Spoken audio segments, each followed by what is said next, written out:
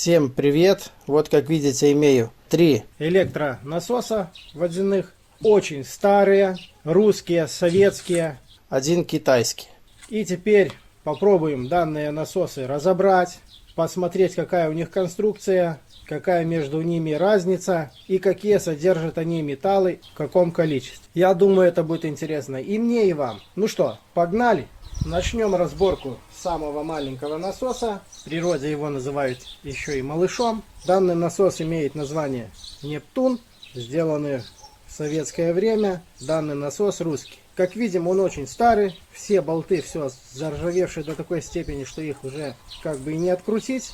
Так не будем мучиться, просто болгаркой разрежем и таким принципом будем разбирать.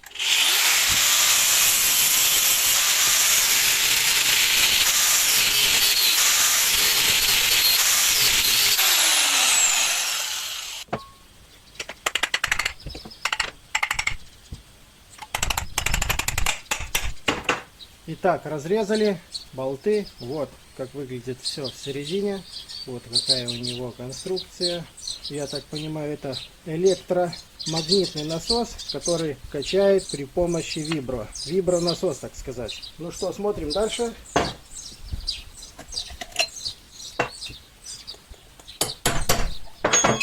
Нижняя часть насоса, корпус из сплава алюминия. Больше здесь ничего нет.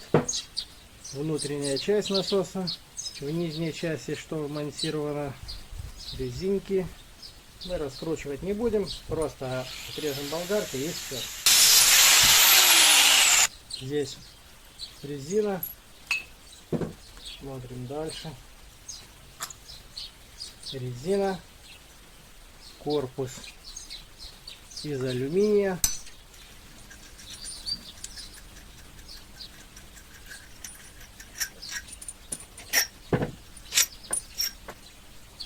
Металл.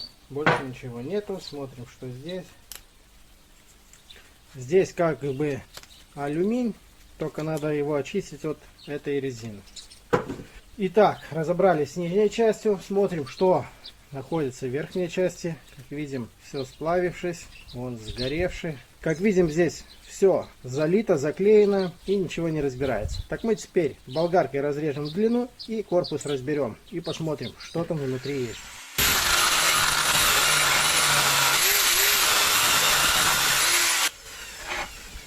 Итак, разрезали с двух сторон, рассоединяем.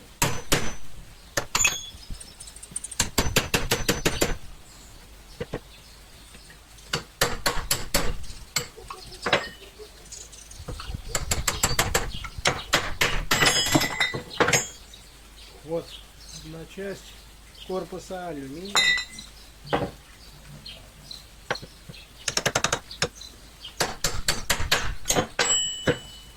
Вот вторая часть корпуса алюминия.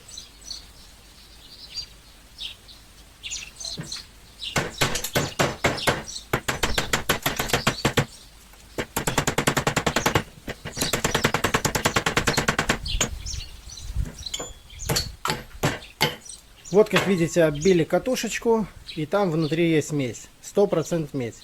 Но, чтобы ее извлечь, надо обязательно выжечь весь клей. Потом только достать медь. Ну что, разбираем следующий насос и тем самым временем выберем и медь. Итак, вот у нас второй насос. Вот как выглядит. И здесь есть вот такая маркировка. Кама, наверное, название, не знаю. 350 ватт, цена 45 рублей. Это очень-очень старый насос. 70-х годов. Ну что, разбираем.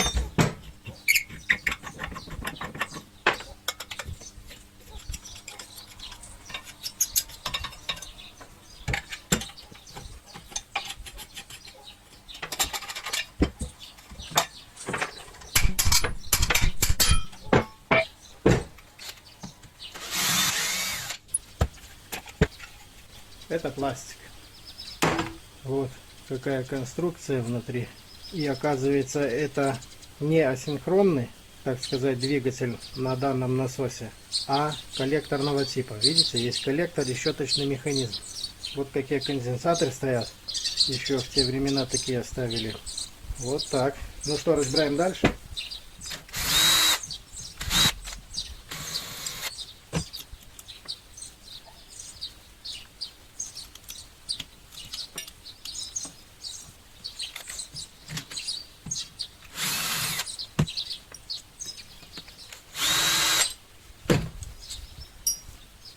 Итак, здесь я играться не буду, просто разрежу болгаркой вот эти болты, гайки и все.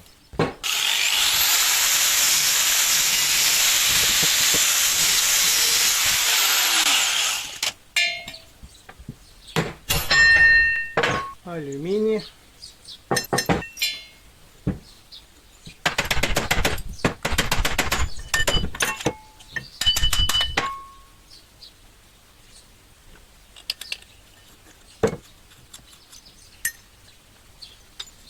Крыльчатка тоже алюминий. Корпус алюминий.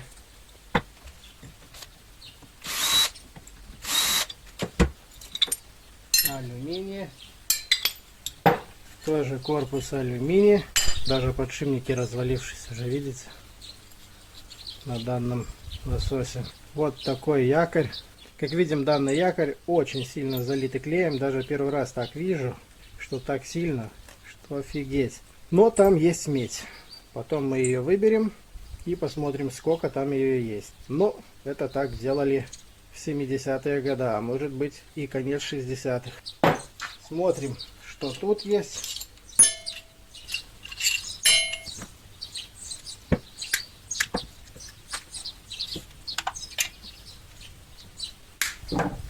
Конденсаторы. А здесь, как видим, вот какой статор. Вот какой конструкции. Здесь вот такой щеточный механизм. Чтобы извлечь статор из этого алюминиевого корпуса, надо корпус разрезать. Так как он, видите, имеет вот такие ребра, зубчики. Он заделан так, что его уже не выберешь. Только разрезать корпус. Ну что, разрезаем. Итак, вот разрезал корпус с двух сторон. И сейчас буду снимать статор.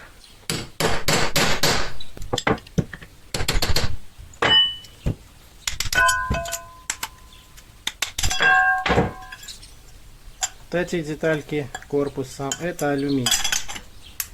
А вот сам статор. Здесь есть медь. Ну что, осталось только выбрать медь из якоря, из статора. Как выбрать медь из статора, из якоря, из ротора, неважно, любого. У меня есть видео на канале, можете посмотреть, если это кому-то интересно. Итак, продолжаем разборку нашу. Следующий у нас электродвигатель, насос, самый огромный, вот такой конструкции визуально, с поплавком, весь металлический, пластика здесь практически нету. Как видим, все здесь заржавевшее до такой степени, что болты открутить здесь просто нереально. Поэтому мы просто будем пользоваться по возможности болгаркой. Ну что, разбираем.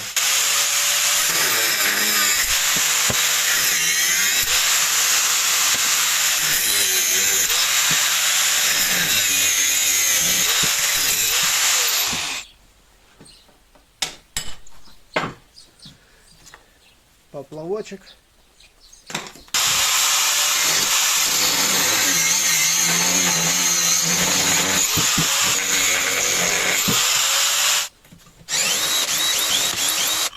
Итак, верхнюю крышку открутили, и как видим, здесь собрана вот такая схема, конденсаторы и так далее. Подключен электродвигатель через поплавок. Ясненько. Разбираем дальше.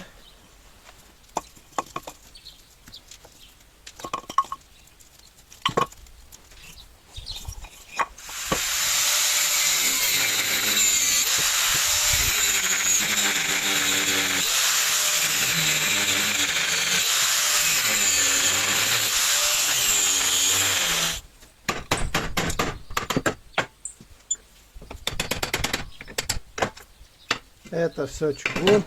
Вот как устроено внутри. Видите, крыльчатка стоит металлическая.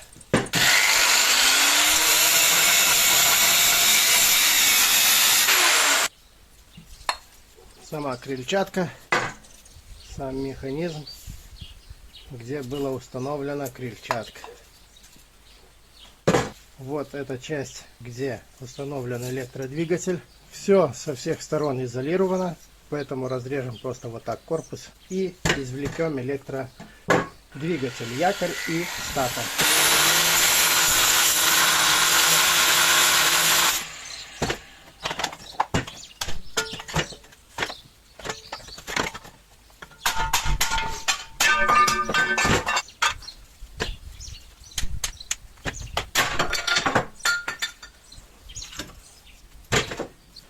Вот какой якорь стоял.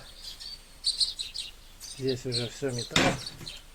Как видим, насос сгоревший. Вот в окончательном результате сколько получилось чистенького алюминия. Вот меди кучка. И вот такая кучка черного металла. Так как у меня многотоннажные весы, они маленького веса нам не покажут. Поэтому сначала свесим вот эту болванку металлическую, а потом вместе с болванкой металлической будем весить весь остальной металл. И та разница, которая будет в весе, это и будет вес нашего металла.